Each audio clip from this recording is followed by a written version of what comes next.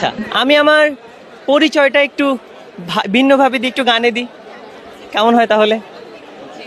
আচ্ছা, শুধু গান গে পরিচয়, শুধু গান গে পরিচয়, চলার পথে ক্ষণিক দেখা, একই শুধু অভিনয়, শুধু গান গে পরিচয়, শুধু গান গে পরিচয়। Thank you.